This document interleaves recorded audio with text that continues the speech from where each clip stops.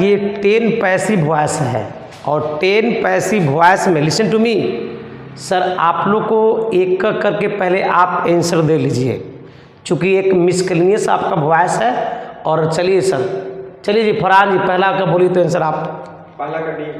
पहला का D. Excuse me, he gives me a pen, you tell me how many objects are in it. Two objects. There are 2 types of object. He gives me a pen, याद रखिएगा यहाँ पे 2 तरह के objects हैं। एक डायरेक्ट है, दूसरा इनडायरेक्ट है, याद रखिएगा। एक pen that is your direct object और me that is your indirect object. और यदि डबल ऑब्जेक्ट्स होता है तो वॉइस आप चाहे डायरेक्ट से निकालो या इनडायरेक्ट से निकालो, बोथ विल राइट, दोनों सही हो जाएंगे सब। A pen is given me by him, listen, a pen is given me by him. चूंकि यहाँ पर वर्ब V5 देख रहे हो तो इसका ऑक्सिलरी इज आर या एम आएगा, तो पेन के अकॉर्डिंग यहाँ पर इज सही है।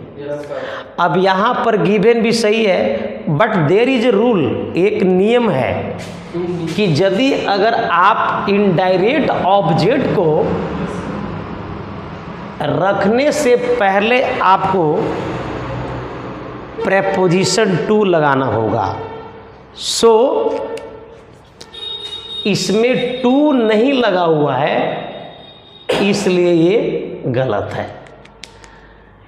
यहाँ पर इनडायरेक्ट निकाला, I am given a pen by he, वो याद रखिएगा स्टूडेंट। प्रेपोजिशंस के बाद आने वाला जो वर्ड होगा वह ऑलवेज ऑब्जेक्ट केस में होगा। तो यहाँ पर आपका जो ही है वह गलत है, यानी बी भी आउट हुआ। A pen was given to me by him, listen, यहाँ पर गिव सर याद रखिएगा प्रेजेंट इंडिफिनिट में है, तो यहाँ पर वाज आने की कोई आवश्यकता नहीं है। अब नहीं है तो याद रखिएगा सी भी आपको आउट हुआ। ऑप्शंस नंबर क्या हो जाएगा बाबू? D, I am given a pen by him, that will be the right answer. So पहला का क्या हो जाएगा? D. Open the door, listen, open the door, let the door is, याद रखिएगा स्टूडेंट, इज खत्म, let the door opened, sir याद रखिएगा डोर के बाद आपको बी आना चाहिए, ए भी खत्म, let the door be opened और let the door is opening, याद रखिएगा sir, A out, B out, D out, your answers will be C. Mohan married Gita, Mohan married Gita, याद रखिएगा बहुत सारे ऐसे वर्ब्स हैं जिनके साथ पैसिव वॉइस में प्रेपोजिशन टू का इस्तेमाल होता है। गीता इज मैरिड विथ, यहाँ पर मिस्टेक है, और याद रखिएगा यहाँ पर मैरिड है यानी कि V2 है, तो फिर यहाँ पर भी मिस्टेक है। गीता वाज सही है, मैरिड सही है, और मैरिड के बाद हमारा टू है, याद रखिएगा that will be the right answers, B हो जाएगा। चूंकि वाज मैरिड सही है, विथ यहाँ पे गलत है, और याद रखिएगा टू यहाँ पर सही है बट यहाँ पर इज गलत है, क्योंकि यहाँ पर V2 है तो वहाँ इस जगह पर आपको वाज आना चाहिए था, तो ये आउट हुआ, ए आउट हुआ, ई आउट हुआ। चलिए ध्यान दीजिएगा, मैरी अगर ये एक्टिव वॉइस में है तो याद रखिएगा इसके साथ प्रेपोजिशंस का प्रयोग नहीं होता है। Please try to understand me, I am talking to you कि marry this word is working as active voice के रूप में यदि काम करता है तो इसके बाद प्रेपोजिशंस का प्रयोग नहीं करते हैं। लेकिन ये पैसिव वॉइस में है तो इसके साथ प्रेपोजिशन हम टू का इस्तेमाल करते हैं। सो आप यहाँ पे देख लीजिए, मोहन मैरिड गीता, चूँकि ये एक्टिव वॉइस में है, प्रेपोजिशन का प्रयोग नहीं हुआ। लेकिन इसी को अगर आपको पैसिव में लगा रहे हो तो पैसिव में देखिए सर मैरिड के साथ टू लगा हुआ है। हालांकि टू यहाँ पर भी है लेकिन मैरिड के अनुसार यहाँ पर इज जो है गलत कटा हुआ है, वाज यहाँ पर सही है। हेल्प द पुअर, याद रखिएगा, help the poor are helped नहीं, द पुअर शुड, याद ना शुड के बाद बी आएगा तब भी थ्री होना चाहिए था, ये गलत हुआ। The poor should be helping, ये आउट हुआ। ऑप्शन नंबर हो जाएगा बाबू डी। चलिए, I do not agree with you, please try to understand me. Agree के साथ अगर एस बी अगर हो तो विथ का इस्तेमाल होगा, और एग्री के साथ यदि एस टी एच हो तो वहाँ पे टू होगा। याद रहे यहाँ पर यू है तो यू के अकॉर्डिंग आपका विथ यहाँ पर सही है। I mean I do not agree with you, that's your questions and you have to search the correct passive voice of the given sentence. ऊपर में दिए हुए वाक्य को सही पैसिव को सिलेक्शन करना है। You are not agreed by me, याद रखिएगा गलत हो गया। You are not agreed to me, गलत। You are not agreed with by आएगा तो याद रखना इसका आंसर होगा you are not agree with by me, you are not agree with by me. So your answers will be D. Please give me a pen. Students, जिस sentence अगर वह imperative का हो और जिसमें काइंडली या प्लीज लगे तो उसका रूल्स होता है you are requested to plus infinitive.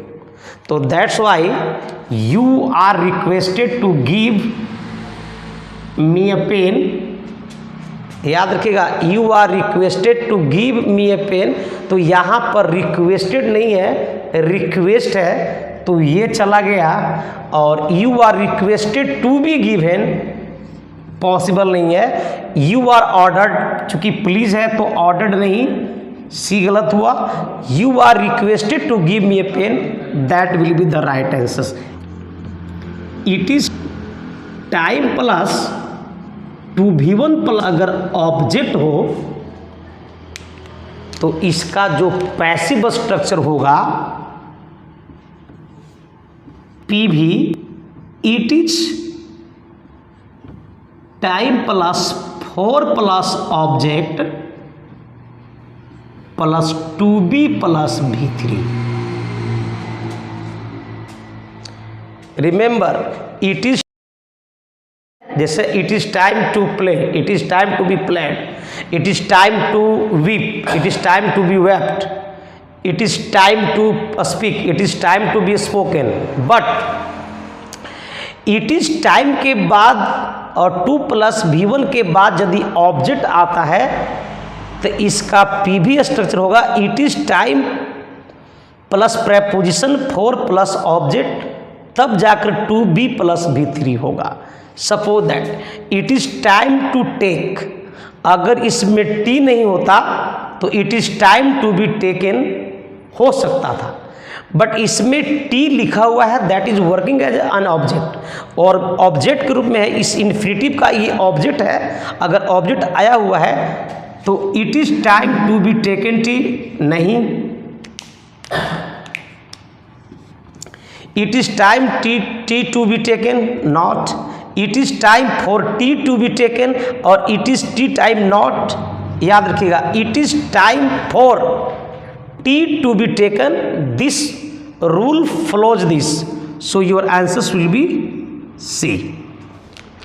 Do you understand what I mean? What will be the passive voice?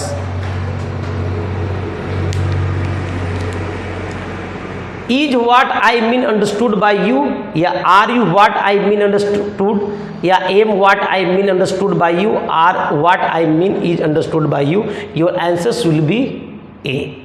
A will be the right answers. Because ये आपका सब्जेक्ट, ये आपका verb, and after the verb what I mean that is object. So do और does is transfer into is are am. I has told you. तो is what I mean understood by you. I mean your answers will be A.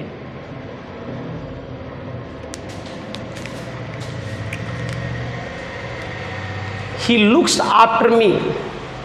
I am looked after by he. prepositions के बाद by he नहीं. I am looked after him not. He is looked after me. I am looked after by him. याद रखिएगा he को transfer नहीं किया, ये out हुआ. और I am looked after by him. I mean your D answers will be. Your answers will be D. Who teaches you? याद रहे by who not. Who is taught by you? by whom you are taught. चूंकि by whom के बाद आपका auxiliary डालना है, auxiliary रखना है, तो सी नहीं, by whom are you taught. ये आपका डी आंसर है. Your answers will be D. D will be the right.